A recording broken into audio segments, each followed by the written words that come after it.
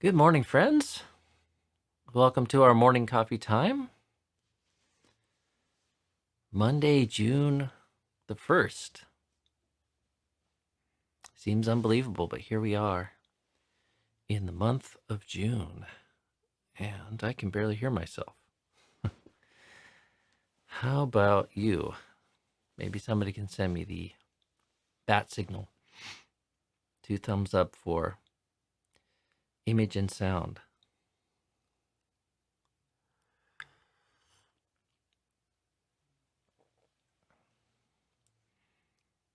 64, 65 people.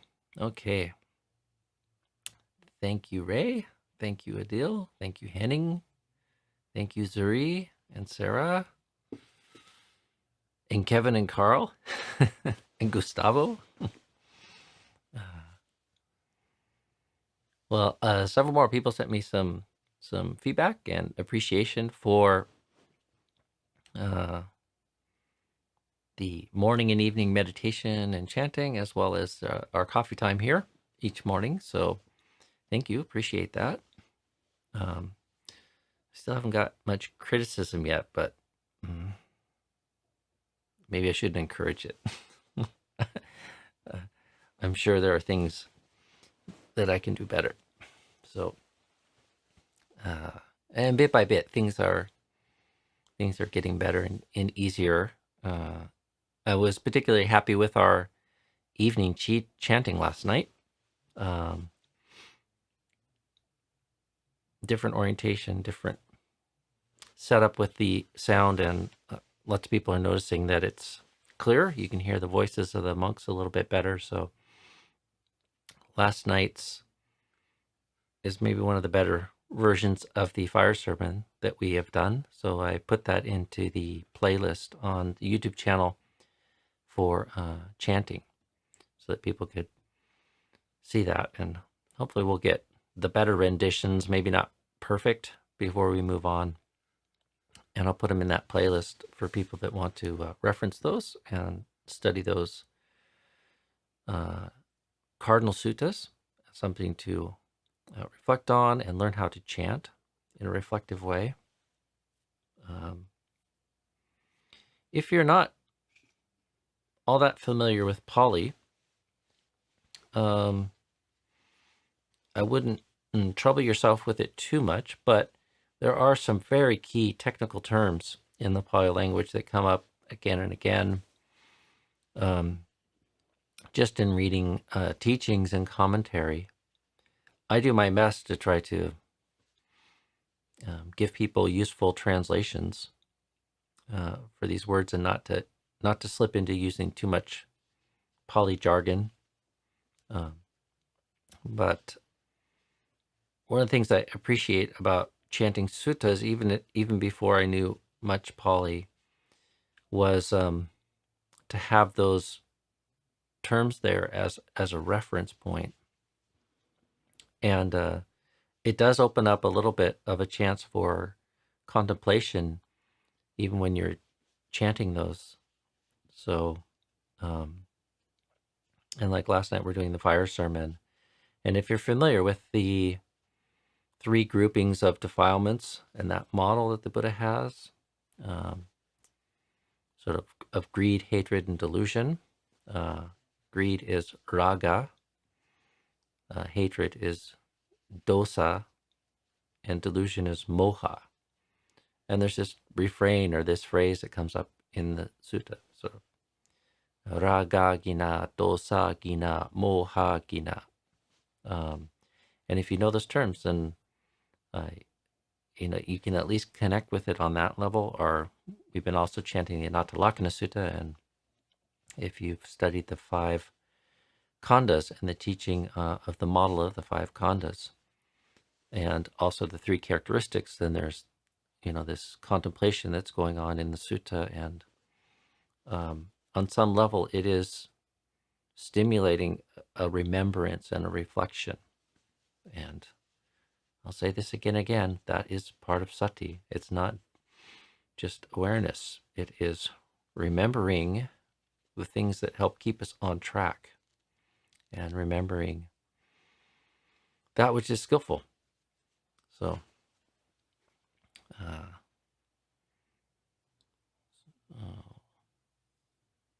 what else? Yeah, there's an update on our website. So, Linda Ward has been working on that, and it's been waiting for me to get some photos together and also excerpt out from some of the morning coffee times where we went over some suttas. So I've also made a new playlist on the YouTube channel with those sutta excerpts if people want to revisit those. And there's just a little update on our website. We try to put something up at least once a month just to kind of update people on what's happening. So you might check that out. And if you're not on our email list, that's a good way to get notified of those updates. We don't send out too many emails a month, so it's definitely not going to fill your inbox.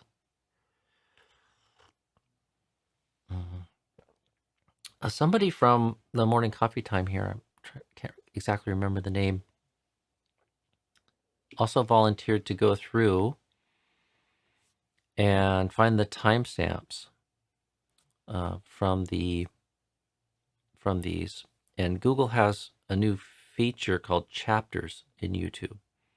Now, the timing, Google seems to be kind of behind processing these things. So the timing of this being maybe all that relevant for everyone is maybe not great, but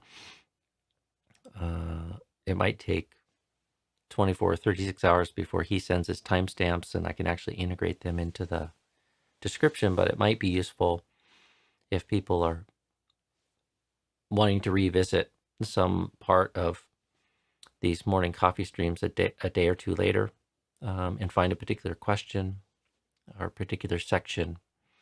And so in the description going forward, you'll start to sort of see these timestamps. You can click on those and go straight to that. Also, if you hover over the bottom of the play bar, it breaks it up into little chunks that correspond with those timestamps. So, pro tip for the YouTubers, there's chapters, and we'll see if we can get those in there as quickly as possible if people are thinking a day or so later about some particular segment or question. My intention isn't to leave all these up forever. So it's meant to be a live, spontaneous interaction with you all. So, but certainly keep them up for a bit of time.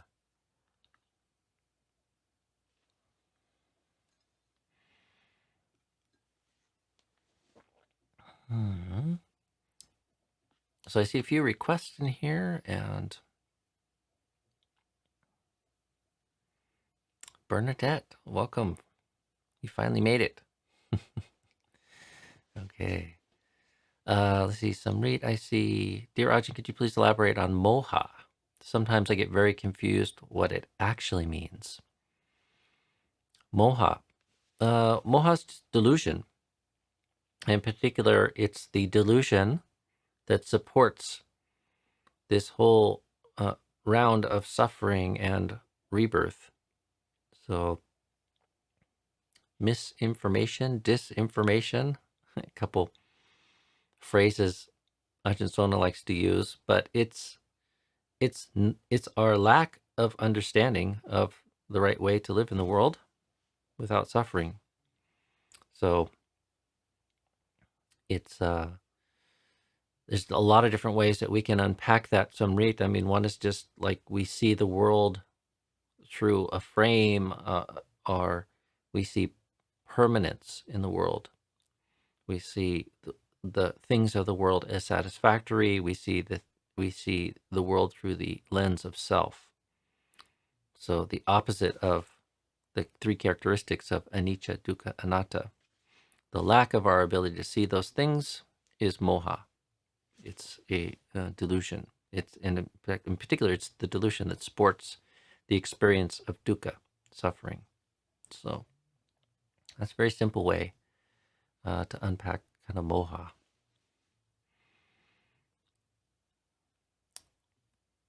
You could also say moha is wrong view, but in some sense it's broader than that. So, and let's see, Keith, do you recommend setting aside a time to focus on the contemplation of the mind and the effects of the hindrances, or does one focus on these during one's scheduled morning meditation? There's different approaches, Keith. I think it can be useful to have a bit of a program for investigating these things. And so you might pick a week or 2 weeks or a month to really give some extra emphasis and attention to contemplating something like the 5 hindrances more in a more decided way. Now, the way to go about that, general advice is to settle the mind and arouse as much clarity as possible. And you might find if you have something in particular that you want to investigate that can help infuse a little extra energy and motivation in the practice. It's not just an empty exercise or merely an exercise in trying to develop some peace and refresh the mind. There's actually something you want to do, want to understand, want to contemplate, want to see if you can deepen your understanding of. And so settle the mind, see if you can overcome the hindrances or weaken them and arouse as much awareness and clarity as you can in the mind, and then turn it to contemplating these things in a very kind of conscious way. If one's like reading and listening to Dhamma talks, though, and bringing these things to mind, you're also creating conditions for them to come up quite naturally. And this factor of awakening called Dhamma Vichaya, I translate is Dhamma curiosity sometimes. We really need to stimulate and nurture this kind of curiosity that wants to understand these things in a more profound way, in a way that supports release, supports peace, supports freedom.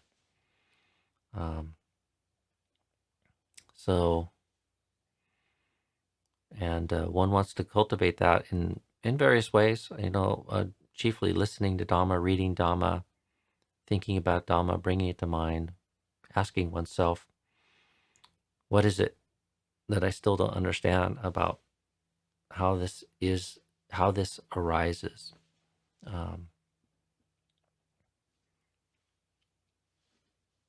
Why do I tolerate these things? Sometimes I ask myself, why do I allow my mind to become mired in and overwhelmed with obsession with the sense realm or sense desires of one type or another, or frustration, irritation, anger, ill will? So, one needs to find a very sincere way to kind of stimulate and connect with trying to arouse a deepening curiosity into understanding these things. So,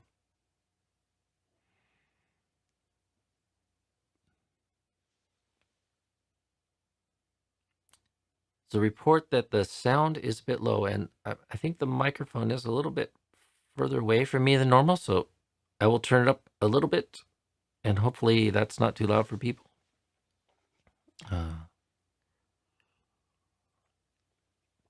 Can also be my voice.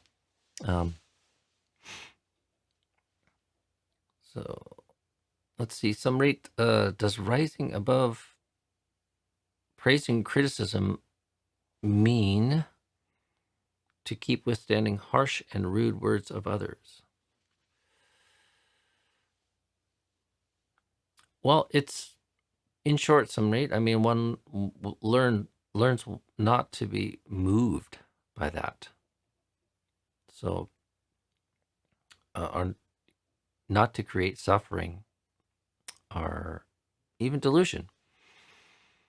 So they're just the words of another. They're not necessarily the truth about oneself. It's just information. It's just feedback. But in particular, one wants to. We're overly invested in these kind of worldly dimensions. We give too much. We're too interested in wanting to be seen in a positive light by others, and to be praised, and not to be blamed, or not to be criticized. We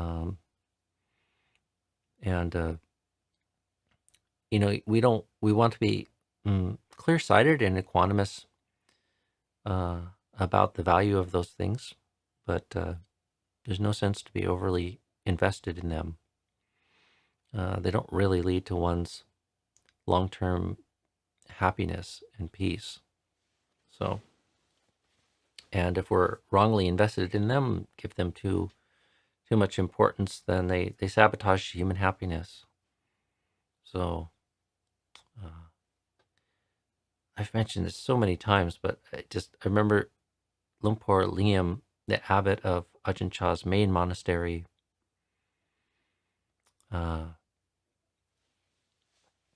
came to Abhayagiri one time, was giving a talk and talking about praise and blame, and he just talked about how this is just the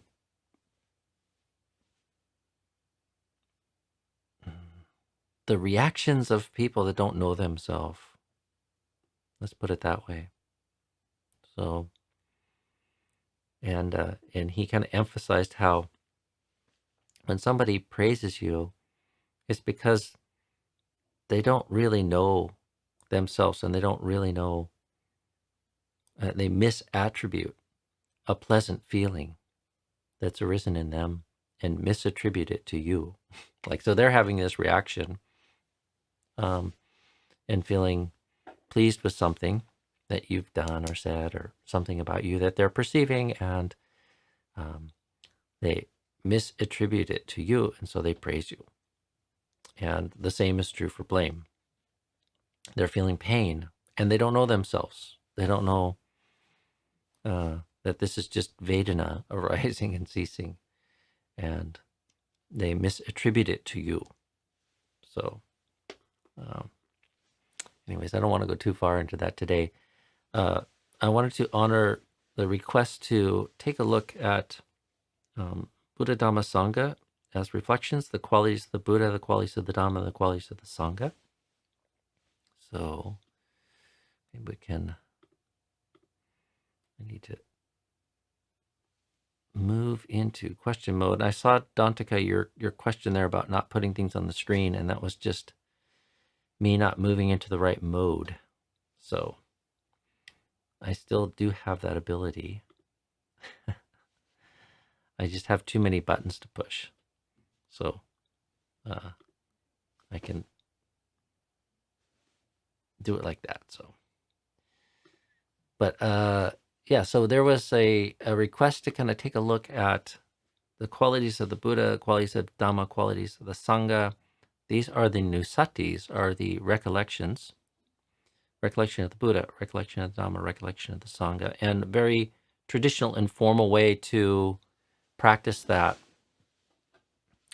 is to look to this kind of formula that we find in many of the sutta stories. It comes up again and again when people are talking about the Buddha, sometimes in his presence, sometimes in meeting other people, or describing who their teacher is or who they look to for spiritual guidance.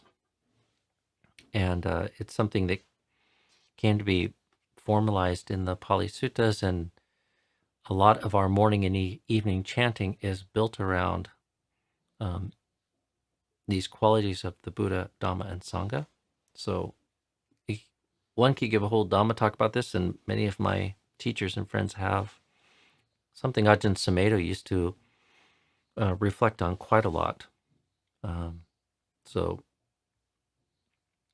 But I was just going to briefly kind of go through them and point to where they are in our chanting book. And even people familiar with the chanting might not know that the origins of these. And there's a whole bunch of teachings and commentaries around how to develop a practice of recollecting the Buddha, Dhamma, and Sangha in these ways. So let me see if I can go into screen share mode here. So this is, if you want the short form in Pali, it comes up in our Parita chanting in volume 2 of our chanting book. And let's see if I can jump down to this here. So in the Paritas,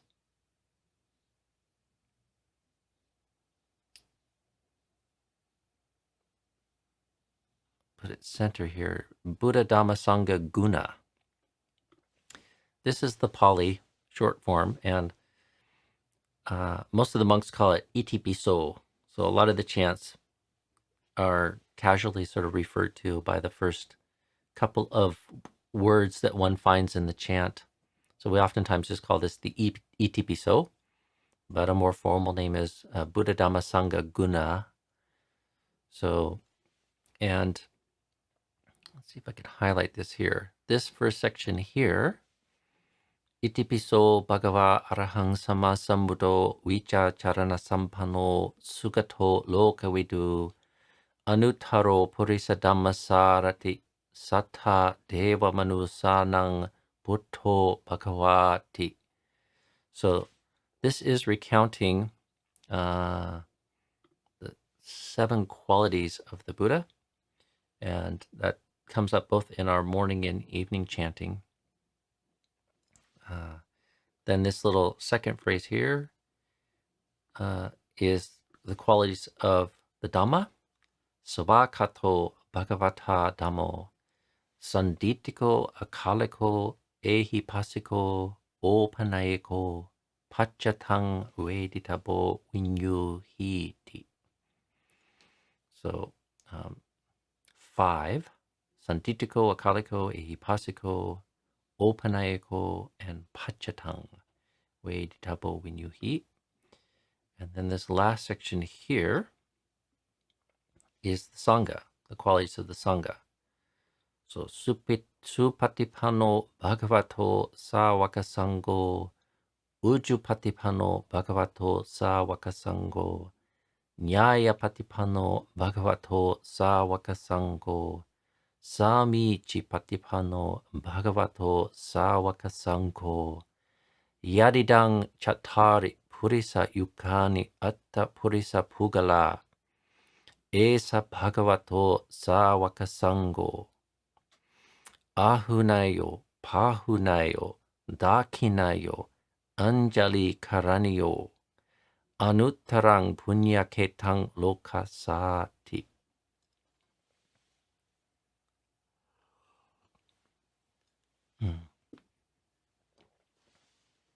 So those are the qualities of the Sangha. I can't remember off the top of my number what are the numbers. But we will go and just look at those in the chanting book. So, but that is a very useful chant to memorize. People are looking for something to memorize. The ETP, it's number 1 on many people's lists. It's like, if you're going to learn, let's see, if you're only going to learn one chant, you should learn the homage to the Buddha, the Namo Tassa Bhagavato Arahato Sammasambuddhassa. In Thailand and many Buddhist countries, it's one of the first things that parents will teach their children. It's so cute. They come to the monastery sometimes and their son or daughter is 2 or 3 years old, and they say, "Show Ajahn, you can do Namo. Come on, do it. You can do it. Namo, Namo." And they're like, Namo Tassa Bhagavato Arahato. So that's the first one. This is maybe a good second one. uh, itipiso, and there's a whole lot of reflections that can be built around this, and it does provide a very nice form for a recollection of Buddha Dhamma Sangha, like for something to arouse faith, and uh, it is a meditative form that has great potential. It can take you even into the early jhanas if done correctly. So let's go down here. So I'll just show you briefly. This is both in our morning and evening chanting. So, and where it comes up most clearly is like this homage to the Buddha, homage to the Dhamma, homage to the Sangha. So the morning chanting is where I like to point people, because here you have a translation, a bilingual version of it. So it's formulated a little bit differently. Yoso tatagato arahang samma sambuddho. But it's essentially pulling from this itipiso, and then here are these qualities like vijja charana sampano, sugato lokavidu, anuttaro purisa dhammasarati, sata deva manusanang buddho bhagavati. So it's kind of pulling from there, and then if we go on to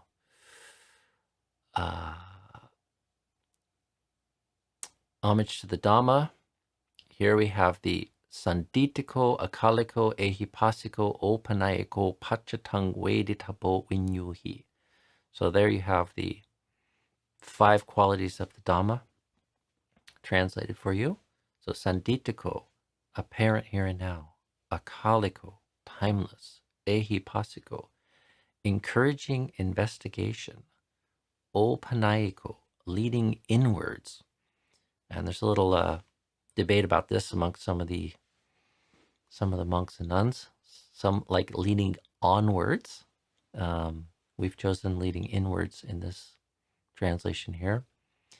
And then pachatang veditabo vinyuhi, to be experienced individually by the wise.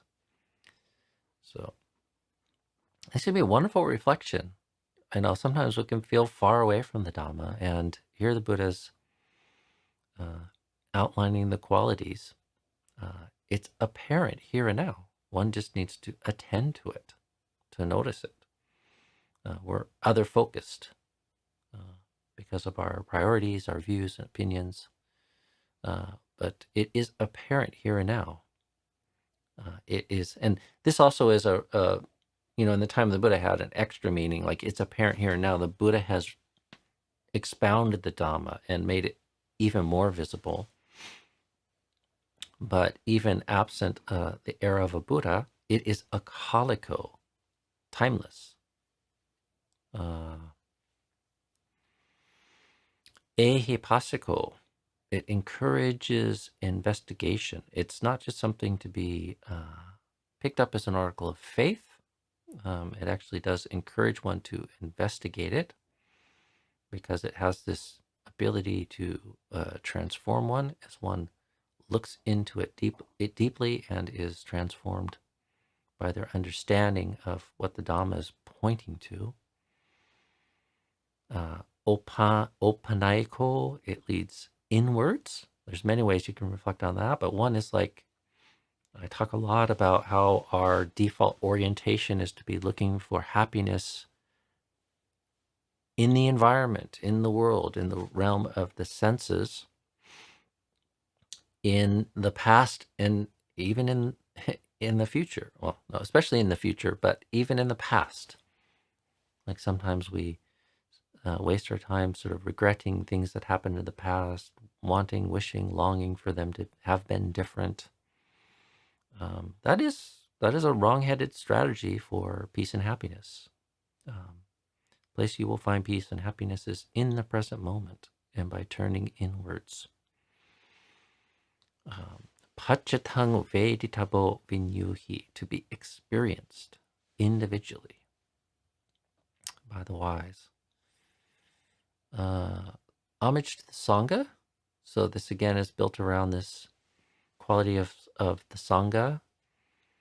and they're all unpacked here very nicely. They are the blessed ones, disciples who have practiced well, and the most straight translation of Sangha is the Arya Sangha.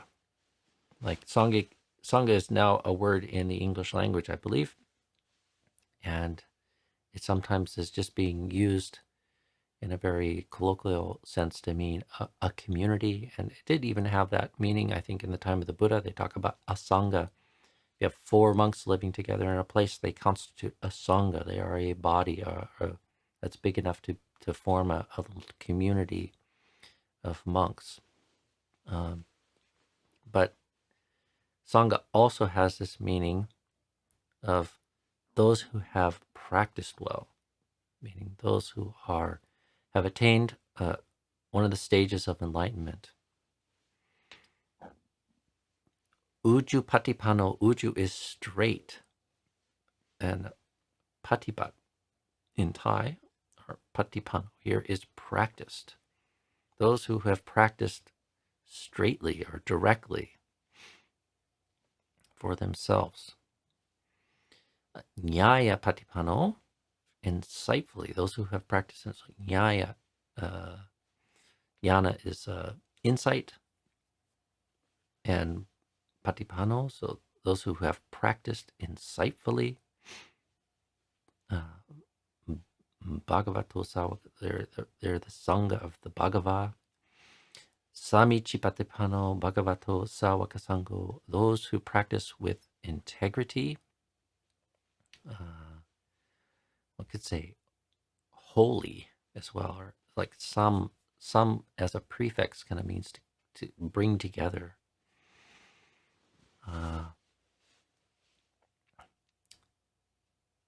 Yadidang Chatari Purisa Yuganiyata Purisa Pugala. That is the 4 pairs, the 8 kinds of noble beings. And I see Phil had a question here. I don't think I can pop it. Oh, I can. I've wondered about the 4 pairs. Yes, so the 4 pairs, this is a classification of the various enlightened beings. So there's said to be 4 stages of enlightenment: the Sotapanna, the Sakadagami, the Anagami, and the Arahant. There's one who has developed the attainment and one who has then realized the attainment. It's kind of a strange feature of this model that you find in the Pali Suttas. So the 4 pairs, like the 4 is referring to those 4 stages of enlightenment, and then there's a pair because there's a further detail of, like, I guess one could develop their practice such that the conditions are there, but there's some gap between the realization of the fruit of that level of enlightenment. Seems like a very subtle point. Esa Bhagavato Savaka Sangho, these are the blessed ones, disciples. And then here we have additional qualities of the Sangha. Ahunayo, such ones are worthy of gifts. Pahunayo, worthy of hospitality. So they're not just any run-of-the-mill yogi, shaven head, ascetic wandering around. You should support them. You should offer them hospitality so that you can develop a relationship or be inspired by them or receive teachings from them. Invite them into your home. Dakinayo, worthy of offerings. Anjali Karanyo, worthy of respect. So some of you might know this is the Anjali. It's the Indian sign of greeting, respect. The Anjali, so Anjali Karaniko. Karanya is like doing. Kara, it's actually related to Kama. Anuttarang punyaketang lokasa. They give occasion for incomparable goodness to arise in the world. So those are the qualities of Sangha. So, and one can really build a nice little meditation around these things. And there's other commentaries, there's other Dhamma talks that go into much more detail than I have here today. But in the interest of time, I wanted to honor that request to introduce people to that. And those are 3 meditations, and they're very nice. Part of the anusatis, part of the recollections or reflections that one can do. They're wonderful if you are one of well, let's say, of a temperament that is inclined to the mind is inclined to sort of delight in the faith that you have in Buddha, Dhamma, Sangha. This can be a really wonderful meditation, like akin to doing loving kindness meditation. There's a little bit of a structure or form you can give yourself so that you can contemplate and dwell on these ideas and nurture skillful, wholesome states of mind. And you can get pretty high reflecting on these if you have faith in the Buddha, Dhamma, Sangha, and you spend some time really dwelling on these qualities of Buddha, Dhamma, Sangha. And it is a meditative form that one really can use to overcome the hindrances and develop the jhana factors even. So, Visuddhimagga has a very detailed description of how to develop these as meditations. So, but as always, I think you all know yourself well enough and the basic structure of the teachings and what it is that we're aiming to do here, and can engage your creativity to just take just this much and build a nice little practice out of it. And, how will you know it's working? You will feel better, and it will help you shake off the hindrances and develop this kind of beautiful focus of mind in the present moment with the object of your recollection, which is the Buddha or the Dhamma or the Sangha. And happiness and joy will arise, and the mind will move to a wholeness of samadhi.